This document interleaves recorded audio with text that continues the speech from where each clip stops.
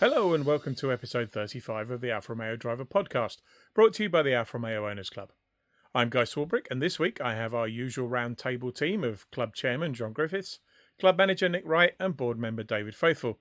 And we're going to look back at last weekend's multi-record breaking National Alfa Day. Good afternoon, gentlemen. Good afternoon, Guy. Good afternoon. So, we're all here to talk about National Alfa Day. It's hard to believe it was only 2 days ago. It seems like it was weeks ago. And I guess it'll be a week ago by the time this goes out. So I thought we'd just start off just going round the table and getting a sense of your highlights. John, what were the key things for you?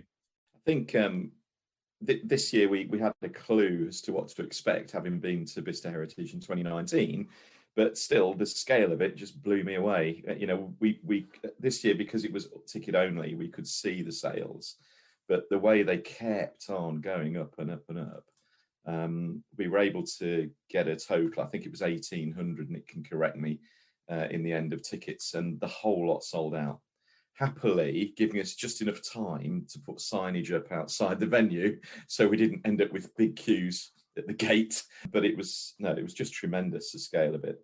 And the cars just kept coming in. I was on point duty in the morning, which I like to do because I get to see people and direct cars in different directions. And gosh, the sea of cars coming in off the main road was phenomenal.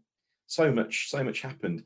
And again, the club's not just about the cars, it's about people. And seeing so many friends after so many months was amazing. Section secretaries, registrars, just general acquaintances that I've known through the club for years. That was just brilliant. Yeah. Nick? Yeah, it was the first time I've been anywhere, particularly since February last year, to suddenly be facing sort of over 1,700 people talking face to face for 10 hours was quite surreal in a way. But yeah, the highlight was seeing the people as much as anything, all the faces, people glad to be out. Such a variety of cars I didn't get a chance to walk around them all, of course, but from the pre-war right up to the new Julias and Stelvios, and knowing everything in between was just around the corner. So that was a really great day. David, for you? Well, I think it's a couple of things, really. I think, as the guys have said, it's the volume that really sort of took you first of all. When you saw the absolute volume of cars ploughing in, and every one of them is an Alfa, well, other than there was a Renault 5 snuck in, wasn't there? But other than that, the hundreds of Alfa Romeos all piling in, and they all come in through the runway. So although they snaked in so that we didn't cause traffic chaos on the main road, once you're through the sort of snake bit, they're all piling down the runway, and just the volume of it. And then as they started filling up the parking bays, it was just astonishing to watch it grow. So the volume was astonishing, really. But the other key thing for me was Vicky Butler-Henderson. Absolutely. And I'd forgotten how normal she was, actually. And I'd forgotten how chatty she is. So, you know, being responsible for trying to wheel her around the event when she just kept getting distracted, speaking to people. Oh, look, there's someone with a dog. Let me go and speak to the dog. She's an absolute nightmare to keep under control. But that really did add something to the day. It was great to have her there. She's tremendous fun.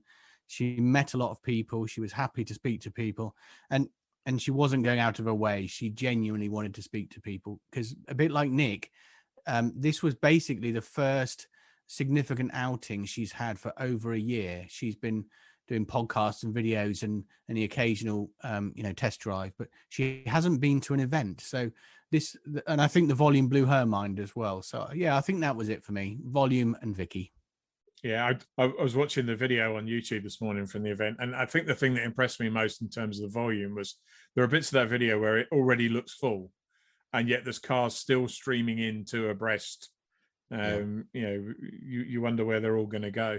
I think for me, I was kind of there with three hats on. So I was there with the virtual racing, and we managed to get 80 people through 10 heats in the virtual racing. Wow. Through to the final, which was great. I got to meet, talking to meeting people, Nick, I got to meet all of the people from the virtual racing, because the vast majority of those, I now know really well from doing the sim racing. Known lots of them for nearly 18 months now, but had never met them, so that was great. And then with my my Spider register hat on, biggest lineup of 939 Spiders we've had at, I think, 37. Although by the time we were overflowing, they were going into places other than lineup, so it may even have been more than that. And for me, the first chance to see the other 939 Spider Mila. There's only 2 right-hand drive ones, and I'd only seen the other one, so that was great. And then with my editor hat on, just what everybody else has said, just so many cars, so many people, just so much enthusiasm about the brand and the cars. Yeah, I've been down on the gate with 100%. David for a while, and so the cars were just pouring in at peak time, just pouring past us. That was incredible.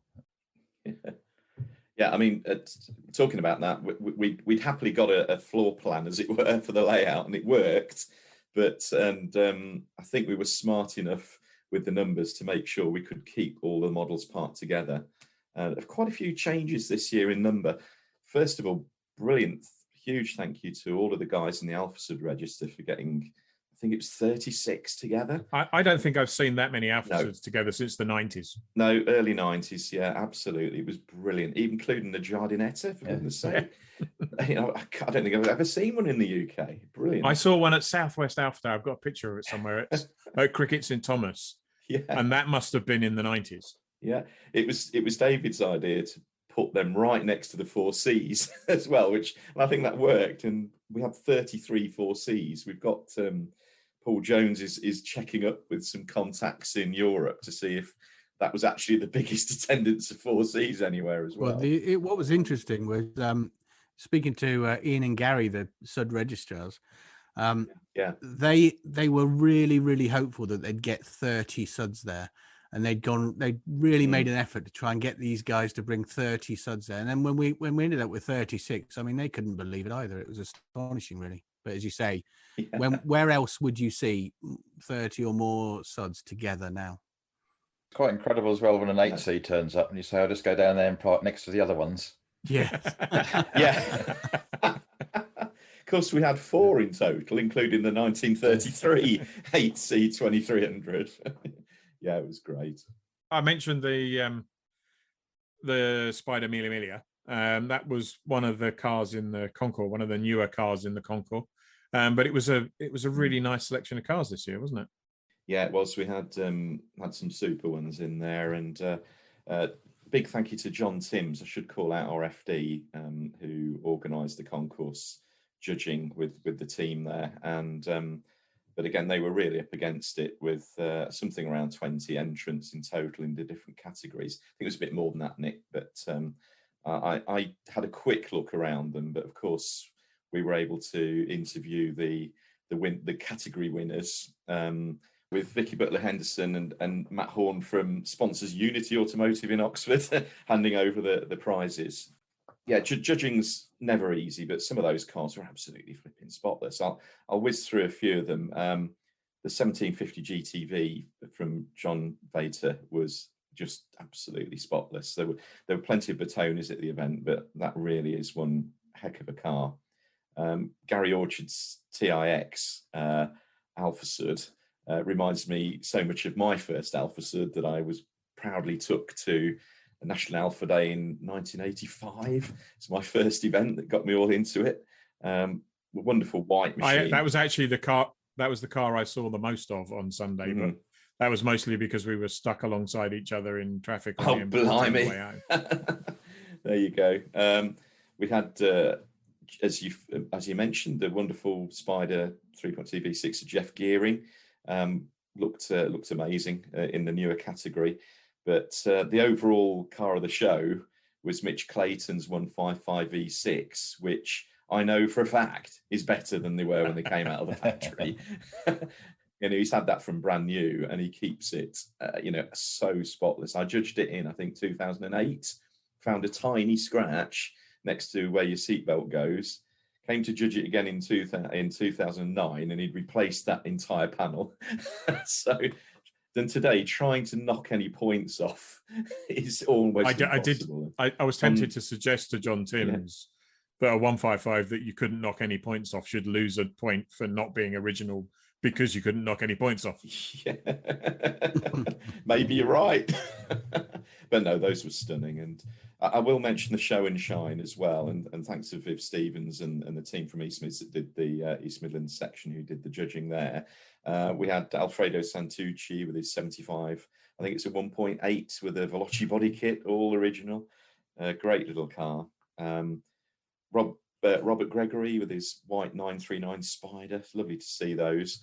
But the overall winner was the guy who won in 2019 as well. It's Paul Curry with his modified 147 GTA. Of course, we can let all the modified cars into that class. And Paul's machine is just amazing, a beautiful, a metallic red with gold wheels and subtly lowered, lovely grumble from its engine.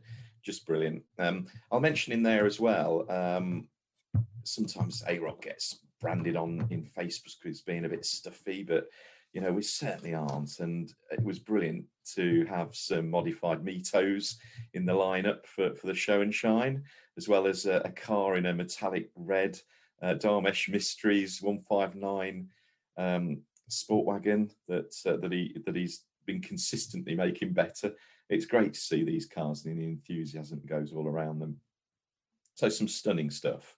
And I know all the guys enjoyed chatting to Vicky at the prize giving too, and you know, that obviously made the day for them, I'm sure. I arrived at my my hotel on Saturday night, having driven down from the ARCA race at Croft, and my car was absolutely filthy. And it was one of those old pubs with a coaching yard, so you drive under a tunnel and into the courtyard at the back. Yeah. And there was loads of people out having a drink outside. And as I came in, there was a group of people that stared at my car in utter disgust. The grime and stuff caked on it. And I thought, why are they picking on me? And then I turned into the car park, and the show and shine winning 147 GTA was in the car park. And I thought, okay, no, fair enough by comparison. I know on the day, Mark and Neil from Revive Auto Apothecary, who sell all the detailing gear, certainly did a good bit of trade. Yeah, but not all to the guys in the concourse. I think your point about the modified cars is a really important one, though, because I've seen a few times in the last 6-7 months of people saying on Facebook that AROC, they don't like modified cars, and it's like, that's complete cobblers. If you look, and I walked around the modern and the classic sections, there's loads and loads of modified Alfas attending our events. Yeah. We've got loads of members with modified and heavily modified in some areas, and I think that's a feature of our club. It's not a problem with our club. We should encourage it, and we are encouraging, and people are coming along. I love modified cars, but some of the modifications on some of the cars at National Alfa Day were absolutely superb. And it's not just modified cars that this misconception's out there. There was a comment on Facebook the other day, I think when the notice was posted about having sold out, someone made a comment saying, oh, it's nice to be told that we can't go. But my understanding is that they're stuffy doos, and my modern Giulia Quadrifoglio wouldn't be welcome. And it's just staggering that people have got this perception. Well, there were 100 Giulias there. I know that for sure, including a heck of a lot of Quadrifoglios. Yeah, absolutely. I've spoken to some of the old guard in the club about the modified register and modified cars, and they've all said the same to me, that that's exactly what got them into cars in the first place. Yeah, 100%. And they totally support it. They said, I might not like one particular car, it's not my individual choice, but he said, the idea of it is they're all behind it. Well, and 50% of the 105 GTAs and GTAMs that are at any event were originally 1300 GT Juniors. They're all modified cars anyway. You got it. Yeah, you got it. I must mention the guys and gals from the Mito register in particular, which David here is, of course, the registrar for that. But what a wonderful bunch. It was so good at the end, when we were just about to break down things, that they brought, a good 20 or so over for a special lineup photograph, and, to have the pictures alongside 8Cs. And it was brilliant to see them all and that bubbling enthusiasm. It reminds me very much of the 80s and the 1990s, mainly, when there was the Cinquecento club, that were getting people into Italian cars. It's fantastic to see Mitos are so affordable now. They can be bought and modified and customized in the nicest sense. But what a great bunch of people. Really, Thank you very much, John. As a Mito owner, I appreciate you calling me young. There you go.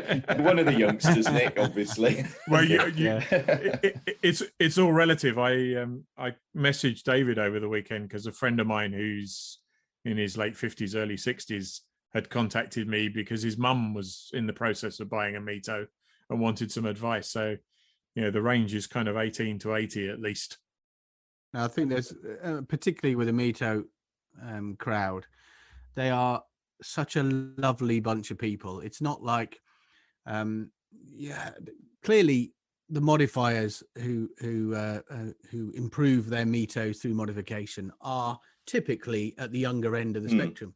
But it's not like to them and speak to them about anything to do with Alfa Romeos, not just the Mitos, or about modified cars, and they absolutely love the scene. And they are, I said this to them actually, that they are the future of Alfa Romeo, actually, because we were all young once and we were all modifying our cars, and they are our future. They're the future of the club as well. So, I think they're such a fabulous bunch of people. I'm not just saying that because I'm the registrar. They really are lovely people, and they love their cars. And that's all we can ask, really, is that they love their cars. And if they want to show that love through modifying, brilliant. But just love your Alfa Romeo. 100%. So one of the fun bits of the day this time was we'd initially tried to look if we could do something with a lot of moving cars, but we came up with the idea of an informal show ring. And this year we were able to get hold of a PA system. Somehow I ended up with a microphone. I know a few people have said I'm quite fond of the sound of my own voice, so that was fair enough. But no, it was great to not only have a lineup of racing cars opposite us, but to get some of the guys to bring them over. I must thank a number of them. Mike Stark, we started off with his amazing white 156 V6 hill climb car that made a wonderful sounds. 3.8 V6 Busso in that, sounded amazing. He was just beaten by Jeff Gordon, though, with his rather famous Giulietta TI 1959 that many people will have seen on TV or at Goodwood Revival, being raced by him and people like Emanuele Pirro and Steve Soper. And what a noise that thing made. But, great to do something completely off the cuff like that. We had Mario Pavli with his Red 8C. That was perfect timing because we were able to get Vicky to talk initially about her favourite Alfas, and of course she always says the 8C is. So for him and her to have a chat about that was super, and it was amazing because none of this was planned. We thought we might do something like it, but we actually got a crowd there and proper interaction with everybody. And it was brilliant then for that to spill over to when we kind of finished the segment, to people being able to take a slightly distanced selfie, as it were, with themselves and Vic. Great fun. Oh, and I must also mention Matt Spitzley, who, lucky fella, has not one but two 8Cs, including the 1933 one. And we just managed to catch him as he had to leave about 1 o'clock-ish. And to hear from his mouth how he enjoys driving that, I won't call it priceless, but extremely valuable 1933 8C. And he does over 1,000 miles a year, and potentially often more. He's taken it to North America, Australia, and a number of Mille Miglia as well it's contested in. I thought the quote of the day was when he said he enjoys going on tours in it, but he always takes bus fare with him just in case. That certainly raised a good laugh, didn't it, from the crowd? It's a heck of a bus fare back from the Mille Miglia. Yeah, it was great as well. We had boss of Alfa UK brand Damien Daly along as well, and we had a podcast with him, of course, some months ago, and we'd invited him along to NAD, and lo and behold, he came along with a number of the team, and I think he genuinely enjoyed it. I caught him on the way out, as well as getting a few words from him on the mic, and we know he owns his own 916 Spider.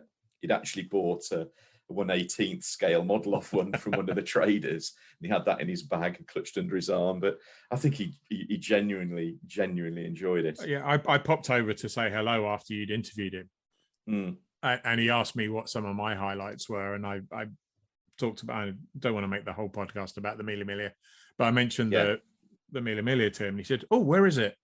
I said, "So it's over there with the concourse cars." He said, "Oh, can we wander over and have a look?" Oh, great! And just the enthusiasm. I mean, he was telling me the story of how Alfa had proposed this idea of of building 11 cars, and they needed support from the countries, so he stuck his hand up straight away and said he'd take 2. So he was kind of responsible for it happening, and then just came over and spoke to Jeff Gearing, the owner, for a good 20 minutes or so about the car and the history of it. The other one that came to the UK, how they came in, and Jeff was saying that at the moment it's insured as an ordinary 939 Spider, because the factory aren't able to confirm that it was a genuine limited edition and is therefore more valuable. And Damien just said, "I'll sort that out. Just send me Jeff's details and we'll get a letter of authentication sorted out." And just absolutely, Alfa through and through. Brilliant. Nick, a lot of people are asking exactly how many Alfas had turned up, and I know we've done a number of calculations, but have you got the scores on the doors? We have done. We ended up with 1,150 cars in it. That's total. brilliant. So up from absolutely brilliant. 900, just over 1,700 people, which is absolutely amazing. Fantastic turnout. That's up from 912, I think it was. We said 2019 Alfas, brilliant stuff. What are we going to do next year? Well, that's a good question. Yeah, we're thinking now. I think we'd love to get some more movement involved, and when it comes to venues, it's going to be extremely hard to beat. We'll see what happens. Paul Jones was saying there is an official world record for the number of Alfa Romeos in one place, which I believe is 2,000. Right. So there's a target. We only have to just about double. Yeah. I know there's a record for the number in a parade, in a single parade, that was at about 650, David. Yeah, Something I think it was slightly less than that, actually. But it did occur to me, if we got a big enough venue, and Bicester could qualify if only those pesky aeroplanes would move aside. We could do an 1,100 strong parade. I mean, it would be quite slow moving, but it might be worth the effort. Perhaps. Well, and I think once COVID starts to cease to be a factor, we have had in the past, we've had small contingents of Dutch owners and other people come over, so we could probably coordinate another 100 or so from European clubs without too much trouble, I would have thought. Yeah, that would be really good. And again, I'm hoping that we'll keep on building. That's the key thing. There are a lot of first timers there. I know for a fact, firsthand, because I was talking to a lot of people just as they entered. Have you been before? If they said yes, it made life a lot easier directing cars. But, there were a heck of a lot of new people to it. We know there were around 300 non-member tickets sold as well, many of whom joined on the day, I must say. It was actually nice to see on the Facebook groups. There were a couple of people who posted when the non-member tickets ran out and said they were disappointed, but kind of understood that, we couldn't allow non-members to come if we were turning members away. Yeah. But it was just really nice to see every time that happened, there were 4 or 5 members who just popped up completely unprompted and said, well, why not just join? It's a fantastic club. You get your money back through the Halfords discount alone. The magazine's great. Why would you not join? Yeah, it's great to see that. Talking of getting your membership back, I was talking to a guy who came up to me at the event and said he'd just bought a car on the Affinity scheme and saved himself $7,000. That's that's lifetime membership back. Not a bad exchange for £40. It's a fair exchange, isn't it? Yeah. I also chatted to a guy who'd been a member last in the end of the 1970s, and he joined up and he got his new magazine, and he said, "Good grief, things have changed a bit, haven't they?" I remember that black and white little white A5 size thing. That 7,000 saving represents 175 years of membership, so we should probably drop that in. Something we didn't mention was some of the rarities as well. I didn't actually manage to get to go around the engineering zone, but thanks to some pals and some brilliant photos from Michael Ward, it feels like I've been looking on my screen at these pictures as if I've been around it. And we've talked about the amazing modern stuff outside, more modern stuff, but seeing the lines of 101 950 series Juliettas, the 2600s and so on. But we also put around there some of the endangered species list, 146s, 3375s, 164s. Great to see them, but I'm almost expecting more. But when you look at Alfa 33s, there's only something like 50 left registered in the country. So no wonder there was only a couple there, you know. But great to see him anyway. Yeah, I think people were a bit surprised when I stopped in front of them and nearly knocked them over, because I'd spotted an immaculate 146 Ti, which was, you know, one of my favourite Alphas that I've owned, and I just had to get a picture of that. But it was nice to see some of those cars that there's only one or two of, and you just don't see anymore. But there's also on the sort of the modern field area, it was really good to see. There was a really good number of 156s. There was a good turnout of GTs, loads of 916s, but really tiny numbers of non-GTA 147s. Yeah. And ironically, my brother turned up in his 1.6 TS 147, which was my car donkeys years ago. So it was really good to see that. But I think there was only 4 non-GTA 147s, so they're really dwindling or not turning up, sort of thing. But so it kind of swings and roundabouts. Some of the modern cars we had tremendous volumes of, and yet there were some, even the 159s, you know, there was a good turnout, but not the volume I'd expect given the volume of 159s on the road. So I think we need to do a bit more detailed analysis with Nick on the actual cars that came in and look at what we need to do for future events. We shouldn't forget the weather forecast was threatening. It was supposed to come down cats and dogs by about 2 o'clock. As luck would have it, we didn't get anything but a tiny shower in the morning. But we know through the club, many people own more than one car. So I saw a number of people there who said, "No, sorry, my Spider stayed at home. I'm in the Julia." So, you know, there's an element to that. Yeah, element to that too. Yeah, I was in my Giulietta rather than the Spider. Yeah, couldn't get all the photo gear in to get up to Croft for the ARCA event and get back down again. It's not the leaky roof then. It's not the leak. No, the roof doesn't leak, and it has a working ECU now. Good man, yeah. All the way from Japan. I mentioned the sim racing earlier on. We had a lot of people through. Had a lot of good feedback from some of our members with small children who managed to get their children into the sim, who had a fantastic time. I think one of the highlights of that for me was coming up to the last heat. I'd been ribbing Saber Ali, who was on one of our earlier podcasts, an Alfa salesman from the Midlands, to have a go. And he was kind of making excuses as to, you know, typical racing driver, getting all his excuses in first. But we finally persuaded him to have a go in the final heat, which he won, and then finished second to one of our drivers in the final. But obviously our league drivers weren't eligible for the prizes. So Nick Day from Chris Knott, who'd sponsored the whole sim racing thing, presented him with his steering wheel and pedals and a lovely trophy that the organisers of the van had provided. So that was quite nice. Now, we mentioned Nick Day, who was there as sponsor of the Chris Knott Challenge, as well as talking to members about insurance. But there are lots of other sponsors who made the event possible, aren't there, Nick? Indeed. There was Alfa Romeo UK, of course, came along, as we briefly mentioned before, but there was Laura Dana and all their team bought their hospitality unit and supported us well again. Unity Automotive, Oxford, they brought some cars and a unit along. They also provided some prizes for the concours and show and shine. Pirelli sent their unit along with some sim racing unit in as well, which is great. Mark Knight from Now Revive provided some prizes for the competitions again. Nick Day from Chris Knott, we've just mentioned. Michael Ward from Auto Italia magazine, who kindly did the photography for us for the day. And on a personal note, I'd just like to thank all the volunteers and people who helped me organise the event, because none of it happens without those people. So. And of course, the shop was there, David.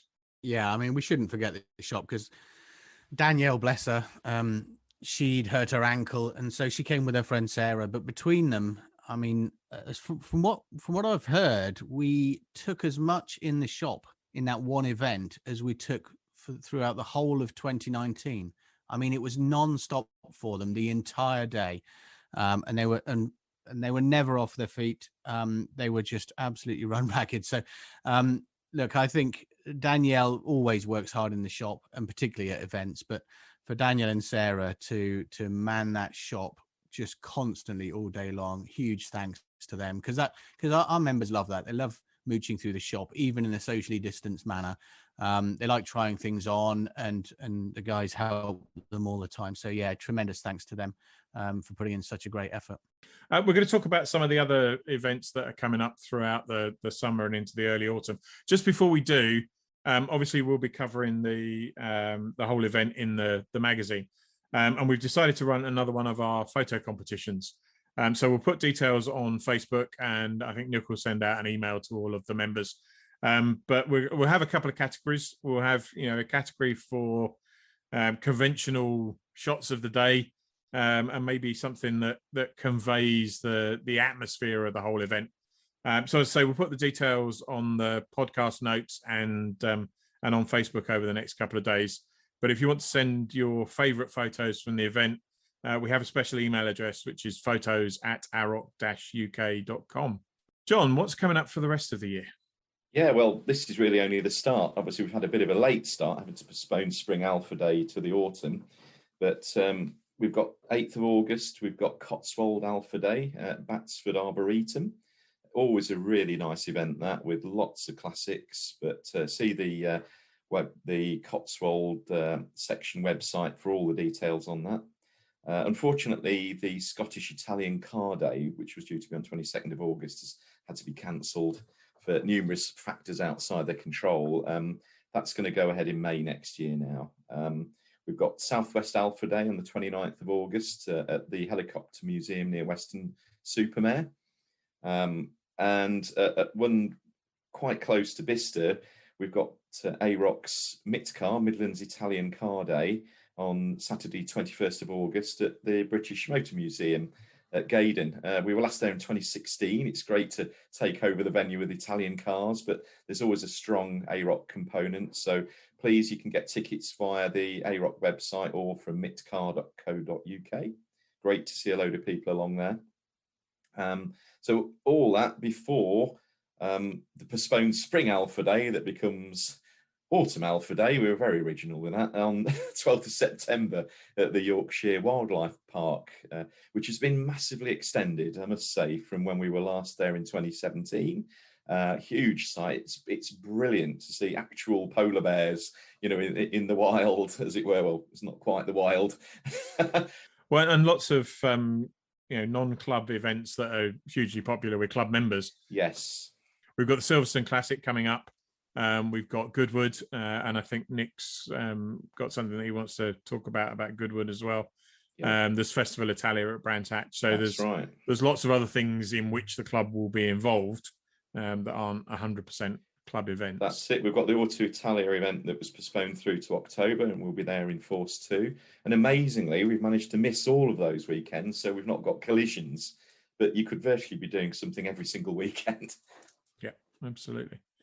Nick, do you want to talk a little bit about Goodwood? Yes. Alfa Romeo UK kindly donated to the club 5 pairs of tickets for the Thursday for the Festival of Speed and 5 pairs for the Friday.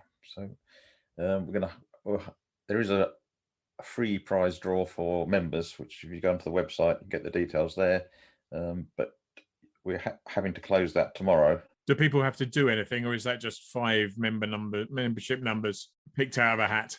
They buy a free ticket, if you like, on the Eventbrite thing, just like they would have done for National Alpha Day. Okay. It's free, so you just register your number and your name and your interest, and obviously only if you can go on those days. And you'll get picked at random from there. Yeah. Brilliant. Yeah, that's very generous of them. I know the tickets are far from cheap. Yeah. But should be really good. And you'll certainly see a GTAM in action, we understand. Going up and down the hill. Again, I was chatting to Damien at National Alpha Day, and they have a number of slots to take the GTAM up the hill, and more potential buyers than they have slots. So that should be good. now you've met everyone on the virtual racing, what are you going to call it? It can't really be virtual racing, can it? Because you've met them all in real life. So. Well, the racing's still virtual. Oh, okay. And we kind of veer between sim racing and virtual racing. It was called sim racing for years, and then I think when some of the big organized events, the official F1 one and various other ones started at the beginning of lockdown, virtual racing became the term that everybody used. So we just went with everybody else. But yeah, it's really nice to have met all of those people and be able to put faces to names and faces to driving styles. And I've spoken to, admittedly they're Mito owners, but a couple of them who brought their kids. That was the absolute highlight of their day, was going in the back of your van, as it were. So I do think, I don't know what the cost of that was, but we ought to try and do that at events in the future, because one of the things we were talking about in the Racing Leagues group for next year, because we run half yearly championships, is maybe what we do is to have the grand final at National Alpha Day. So we'll have exactly the same setup as we've had this time, with people competing and then getting through to a final, but we'll actually run our final round of the season live in the van at the event. So we definitely need to avoid ARCA race days next year then. Yes, although I don't think we've currently got any current ARCA drivers. Okay. So it's not too bad. But yes, it would be good to avoid a clash if we could. And just to finish off the votes of thanks for people who made the event such a success, I'd like to thank all of the drivers who came along to man the virtual racing stand. They kept the van full all day, coached newcomers, provided a challenge in the sims themselves, and as a result of the day, we filled our first server for the forthcoming championships. We do have another one, so if you've not signed up yet, there's still time. Right, I think that's enough for today. Thank you, gentlemen. We'll be back in 2 weeks' time with special guest Lawrence Preston from Auto Lusso in Bournemouth. And episode 36 will be available from 1:30 p.m. on the 11th of July from Podbean, iTunes, Google Podcasts, YouTube, and all the other places good podcasts are found. Until then, stay safe.